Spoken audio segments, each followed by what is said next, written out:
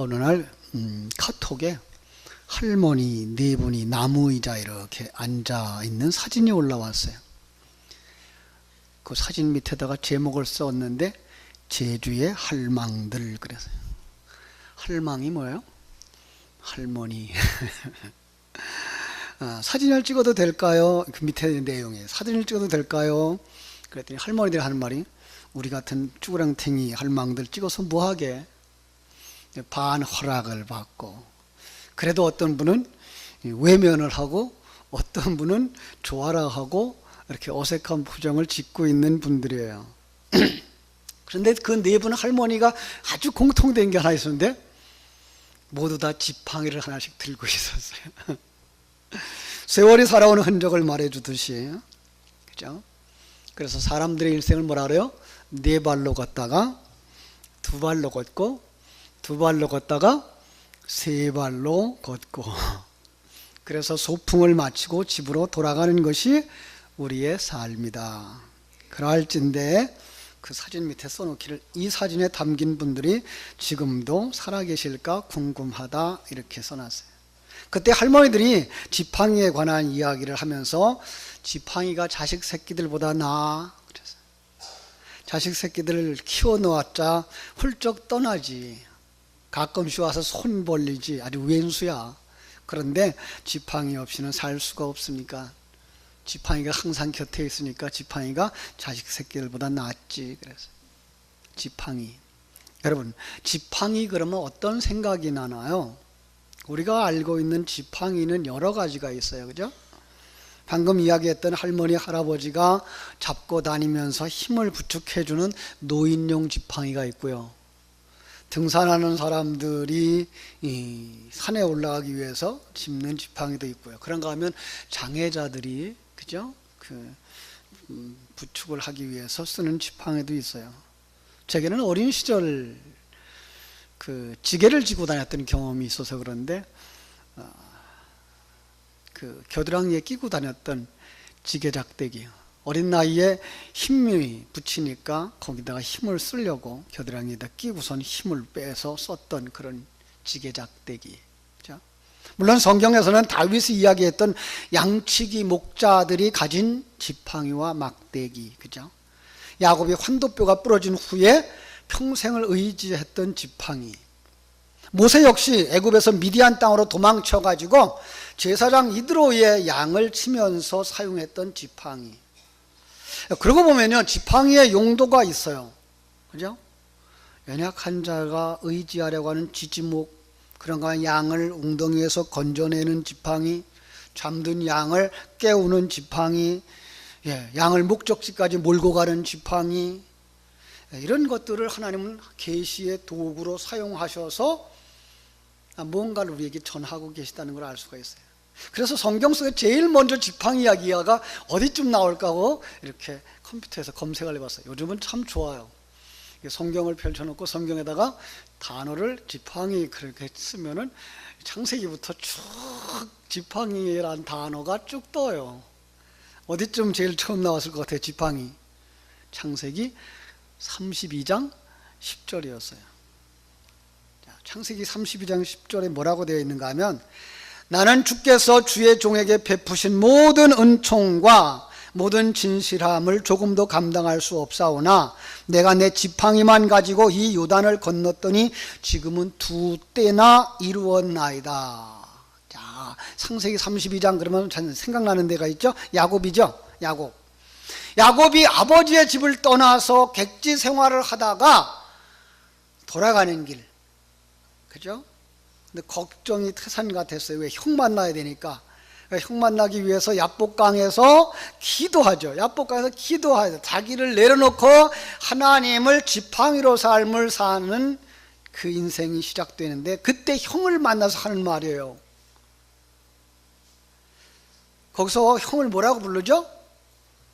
주의 종에게 베푸신 모든 은총과, 나는 주께서 주의 은총, 종에게 베푸신 모든 은총과, 형을 갖다 주님이라고 불러요. 대단한 거예요. 그죠? 형을 통해서 일하고 있는 주님을 보았다라는 거죠. 내가 복을 빼앗는다고 복이 내게 임하는 것도 아니고, 하나님이 주신 복을 하나님이 주시는 그 환경에서 하나님이 주시는 그런 만큼 누리는 것이 행복이라는 것을 그는 깨달아 알은 거예요. 그런데 우리는 그동안 지팡이라는 단어를 잃어버리고 살았어요. 여러분, 야곱이 아버지 집을 떠나서 외삼촌의 집으로 갈 때 지팡이 가지고 갔어요? 안 가지고 갔어요? 없어요. 그 지팡이라는 단어가. 예. 제가 그랬잖아요. 32장의 10절에서 처음 지팡이라는 단어가 나온다고. 근데 야곱은 뭐라 그래요? 나 지팡이만 가지고 이 요단을 건너서 외삼촌 집에 있는 데까지 갔었는데 라고 말하는 거예요. 그리고 지금 지팡이를 짚고서 쩔뚝거리는 모습으로 형 앞에 가는 거예요. 여러분, 여기서 우리에게 힌트를 하고 있는 내용이 하나 있어요. 하나님은 자기 백성에게 지팡이를 주셨다는 거예요. 여러분, 지팡이를 가지고 계시다는 거예요. 예. 여러분, 그것이 무엇인지 알지 못하는 거예요. 아니, 많은 사람들이 이걸 모르고 살아가는 거예요. 그 지팡이가 얼마나 유용한지를 몰라요. 그것이 그렇게 힘이 되는 줄도 모르고요. 그런데 언젠가 알게 되어져요. 언제 알까요? 야복강에서 야곱이 어떻게 되어져요? 천사가 환도뼈를 쳤어요. 그러면 거기서 뭐 한 거예요? 죽은 거예요. 그러니까 성도들도 자기의 인생을 오늘 낮 시간 설교처럼 자기 마음대로 산다고 생각하고 살아갈 때는 뭐가 안 보여요? 지팡이가 안 보여요. 지팡이를 의지해야 될 필요가 있다고 느끼지도 않는 거예요. 그런데 그 하나님의 진노에 의해서 십자가의 죽음을 경험할 때, 옛사람이 죽을 때 뭐가 생각나요? 지팡이가 생각나는 거예요. 시편 23편 여러분 잘 아시죠? 거기에 4절에 보면 이런 말씀이 있어요. 내가 사망의 음침한 골짜기로 다닐지라도 해를 두려워하지 않을 것은 주께서 나와 함께 하심이라. 주의 지팡이와 막대기가 나를 안위하시나이다. 신령한 눈이 열려서 하나님의 그 위대하심과 하나님의 일하심, 그 임마누엘을 깨닫고 느끼고 보니까 나를 안위하고 나를 건져주고 나를 때려주는 뭐가 있더라? 지팡이가 있더라는 거예요. 신약으로 내려와 봤어요. 마가복음 6장 7절에 12제자를 부르셔요, 예수님이. 그리고 12제자에게 둘씩 보내면서 더러운 귀신을 제어하는 능력을 주시고 명하여 여행을 위하여 지팡이 외에는 양식이나 배낭이나 전대나 아무것도 가지지 말고 신만 신고 두벌 옷도 입지 말라. 또 이르시되 어디서든지 누구 집에 들어가거든 그곳을 떠나기까지 거기 유하라 이래요. 자, 예수님이 제자들에게 뭐 들고 가라? 지팡이. 여러분, 지팡이가 뭐 하는 거라 그랬죠? 지팡이는 위험에서 나를 보호해 줘요. 산길을 갈 때, 그죠? 사막을 지나갈 때, 양들을 돌보아 주고 보호해 줄 때 필요한 게 지팡이예요. 뱀으로부터 자기를 지킬 수도 있고요, 늑대로부터 양떼를 지킬 수도 있고요. 그러니까 사단 마귀의 함정과 올무에서부터 우리 자신을 지킬 수 있게 해주는 가장 중요한 게 뭐예요? 지팡이. 금방 얘기한 것처럼 지팡이는 또 의지하는 도구가 되어져요. 그죠? 먼 길을 걸어갈 때 지팡이, 몸이 약했을 때 의지할 수 있는 지팡이, 아픈 다리를 도와주는 지팡이. 그래서 세계 제1차 대전, 2차 대전이 일어난 다음에 많은 사람들이 지팡이를 의지하고 살았대요. 전쟁 속에서 다리를 잃고 그 불편함을 보충하기 위해서 의지가 되는 지팡이. 그런데 성경 속에서는 지팡이가 또 목자를 상징하기도 하네요. 양치기는 목자를 상징해요. 양치기의 지팡이는 목자를 상징하는 거예요. 어린 양을 기르는 목자들이 지팡이의 목장이라는 말을 쓰고죠. 주 예수님께서 제자들에게 그래서 너희는 세상에서 양들을 돌보는 목자라고 이야기하기도 했던 거예요. 지팡이는요, 그 다음에 왕이 가지는 지팡이도 되고요, 군사 대장이 지휘관이 가지는 지휘관의 지휘봉이기도 되는 거예요. 지휘봉이죠. 모세가 그 지팡이를 향하여서 하늘을 향해서 뻗치자 뭐예요? 우박이 쏟아져 내려요. 지팡이에는 하나님께서 지시하신 것과 같이 이루어주는 능력이 있어요. 지팡이에는요 아주 중요한 것, 안내와 인도자 역할도 해요. 지팡이는요 주님을 상징하기도 해요. 그래서 참으로 그 놀라운 지팡이를 하나님은 우리들에게 주셔서 우리의 삶의 모든 부분에서 뭐 한다고요? 우리를 위험에서 보호해주고 의지하게 만들고 인도하게 해주시고 지시하게 해주시고 그런 역할을 하게 한 거예요. 결국은 그게 뭘까요? 말씀이라고 말하죠. 그래요. 우리는 하나님의 말씀인 것을 우리는 알 수가 있습니다. 그래서 다윗은 그 말씀이 자기를 안위해 주셨다라는 거예요. 그래서 말씀이 뭐예요? 곧 지팡이구나. 오늘 본문은 이게 누구에게 주어진 그림입니까? 모세에게.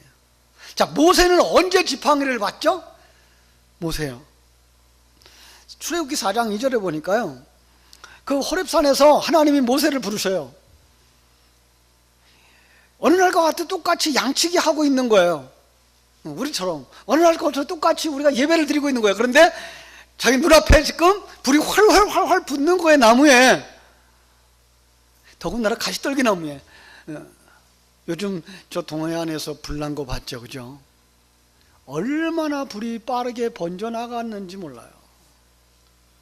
그런데 불이 붙고 나면 그 자리가 뭐가 돼요? 나무가 다 타버리는데 이건 타지도 않고 계속 불이 붙는 거예요. 오늘 웬물이야? 그걸 가까이 가려고 하니까 하나님께서 모세를 부르요. 모세야! 부르시는 거예요. 네 발에서 신을 벗으라. 이제까지는 네가 네 발로 다녔지만 네 신발 신고 다녔지만 이제부터는 내 신발 줄게. 내 신발 신고 다니라는 거죠. 하나님께서 이제 내 백성을 애굽에서 건져내라 라고 말씀하시니까 내가 뭘 가지고 해요? 무슨 내가 하나님이 보냈다고 하는 뭐 표적이라도 있어야 될 거 아니에요. 그때 하나님이 말하죠. 너 손에 든 것이 무엇이냐? 이 손에 뭐가 있어요? 지팡이. 그것으로 나 땅에 던져라. 지팡이를 땅에 던지니까 뭐가 돼요? 뱀이 되세요. 예, 저하고 같이 성경 공부하면서 성경 속에 나오는 뱀 그러면 뭐 상징했다고요? 왕. 그러니까 말씀을 세상에 던져놓으면 무엇이 진정한 왕인지가 보여지는 거죠. 이제까지 우리가 생각, 내가 왕이라고 무슨 여기고 산다 그랬죠? 예, 내가 왕이라고 여기고 사는 거예요. 그게 뭐야? 나중에 술사들이 만들어 놓은 뱀. 그런데 하나님이 진정으로 내가 왕이야 그러고 딱 나타나자 이 뱀들이 뭐예요? 먹히는 거죠.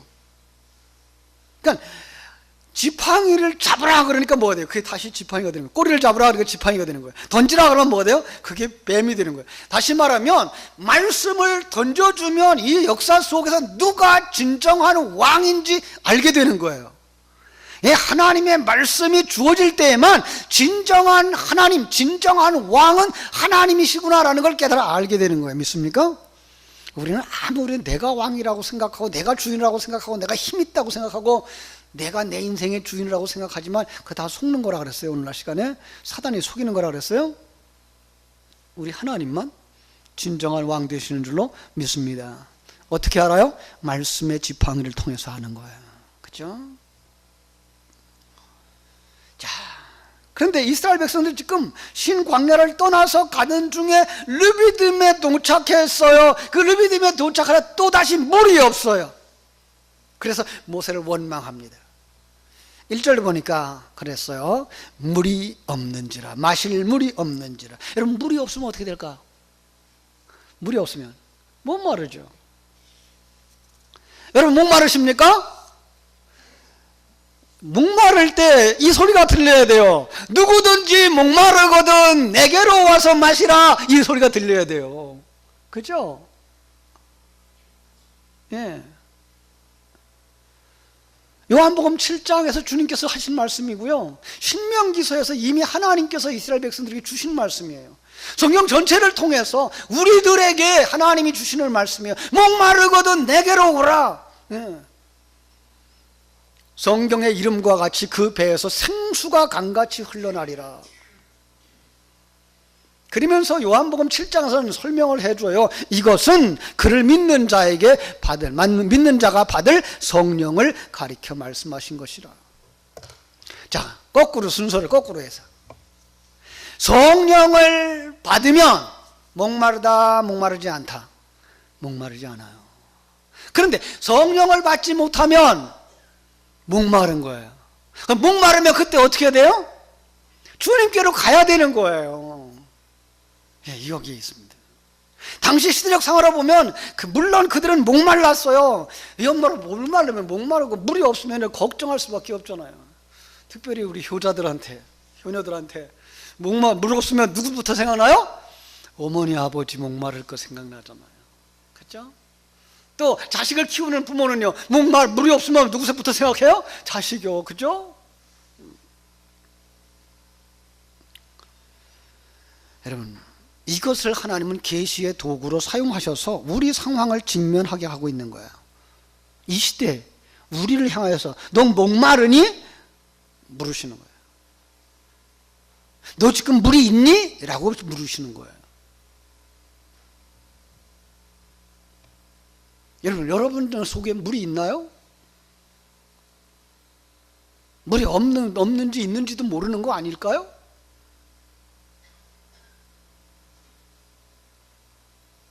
참 요즘 이 시대에는요, 내가 지금 물을 가졌는지 안 가졌는지 모르는 시대가 됐어요.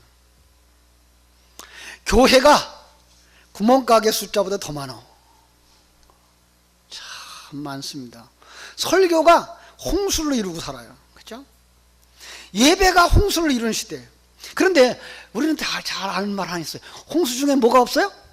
마실 물이 없어요. 오늘날 우리의 상황과 똑같은 거예요. 홍수 중에 마실 물이 없는 상황, 어떻게 해야 됩니까? 구하여야 되는 거예요. 어떤 거 구해야 돼요? 물 구해야 돼요.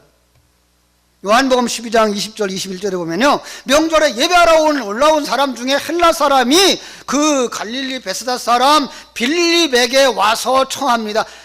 선생님이요, 우리가 예수를 배웠고자 하나이다. 성도들이 설교자에게 구해야 될 게 뭐예요?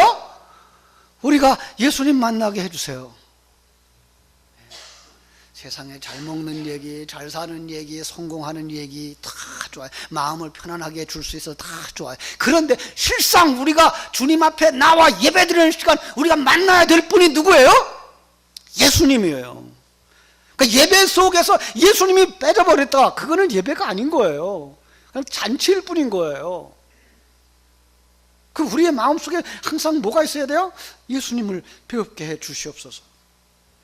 예수님을 전해주세요. 성자 하나님의 실존, 하나님의 임마누엘, 우리가 지금 성자 하나님과 함께 살고 있는 것을 실감나게 해주시고 체험하게 해주시고 확신 가운데 기쁨을 누리게 해주시고 감격 있는 예배의 삶을 살게 해주세요. 이거 구해야 되는 게 성도들의 요구해야 되는 거죠. 그렇습니다. 그런데 그건 누구만 그럴 수 있다고요? 성령 받은 사람만.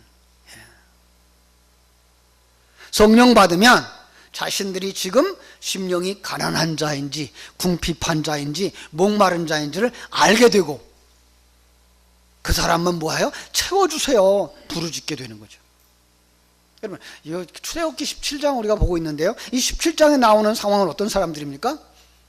430년 동안 애굽에서 살다가 이제 애굽을 떠나서, 그죠?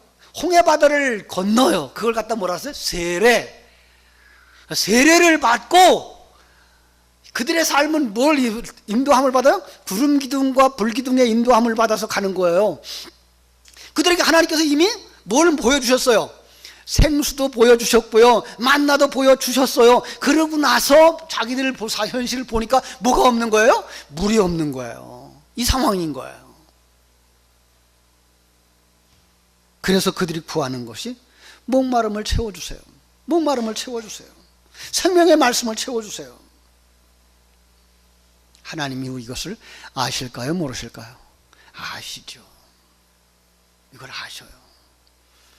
그래서 신약 성도들에게 약속한 것이 있어요. 마태복음 6장에 가면 31절에 이렇게 말합니다. 그러므로 염려하여 이르기를 무엇을 먹을까, 무엇을 마실까, 무엇을 입을까 하지 말라.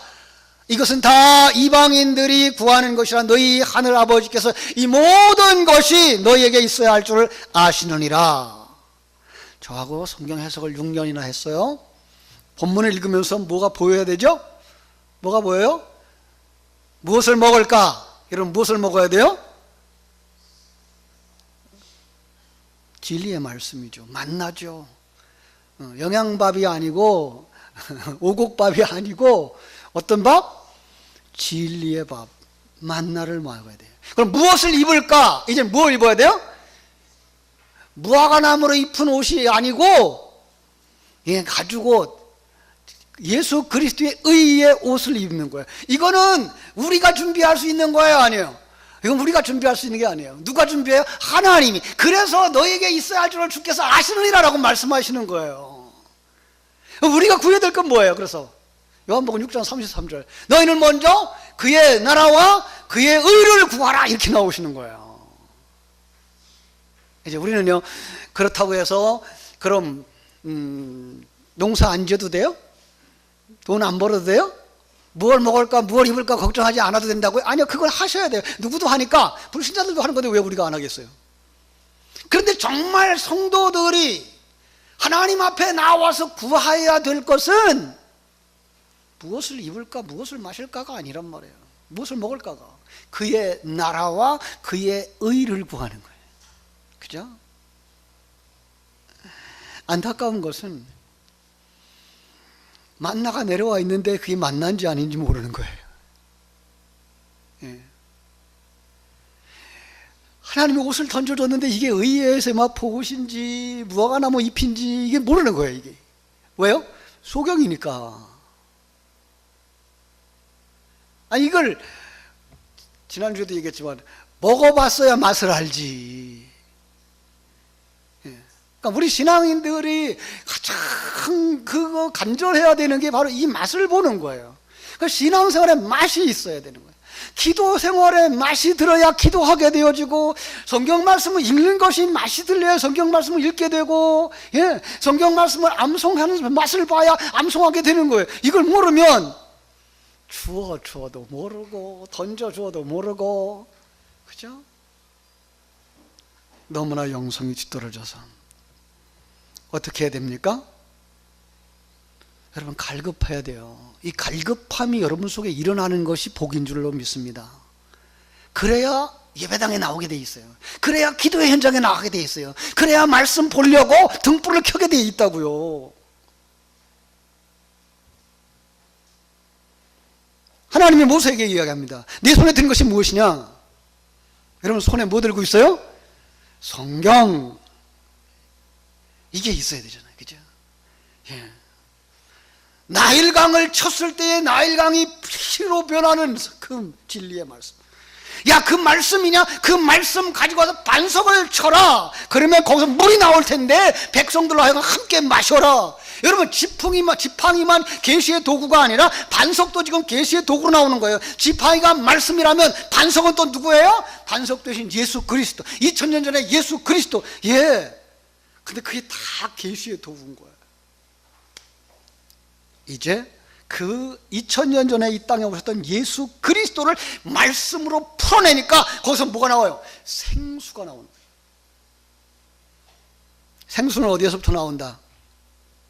생수에는 요한계시록 22장에 가면은요, 생수는 어디서 나와요? 어린 양의 보좌로부터 나와요. 요한계시록 22장 1절 2절 보세요. 수정같이 맑은 생명수 강을 내게 보이니 하나님과 및 어린 양의 보좌로부터 나와서 길 가운데로 흐르더라. 강 좌우에 생명나무가 있어 12가지 열매를 맺되 달마다 그 열매를 맺고 그 나무 잎사귀들은 만국을 치유하기 위하여 있더라. 여기가 어디예요? 천국이에요. 여러분, 말씀의 지팡이로 예수 그리스도를 치니까, 예수 그리스도 안에 담아주신 그 생수가 흘러나오니까 뭐가 느껴져요? 여러분, 심령 속에 평화가 넘쳐나는,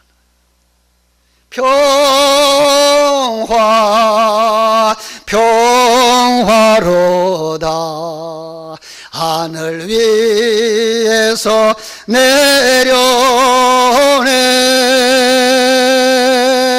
그 사랑의 물결이 영원토록 내 영혼을 고이 싸네. 심령의 평화가, 심령의 천국이 이루어지는 줄로 믿습니다. 말씀의 지팡이로 2000년의 예수 그리스도를 풀어내니까 내 심령의 평화가 이루어져. 그러면 뭐 한다고요? 그 다음의 사건이에요. 그 다음에는 영적 싸움에 승리하게 되는 줄로 믿습니다.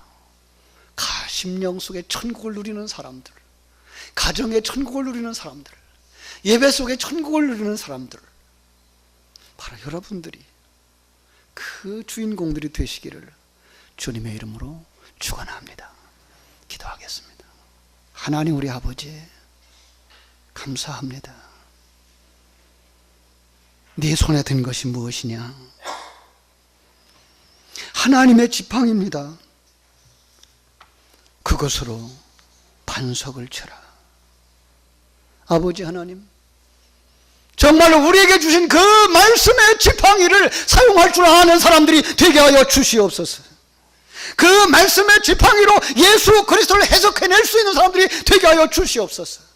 그들의 심령 속에 성령이 강같이 흘러나게 하여 주시옵소서. 생수가 강같이 흘러나게 하여 주시옵소서.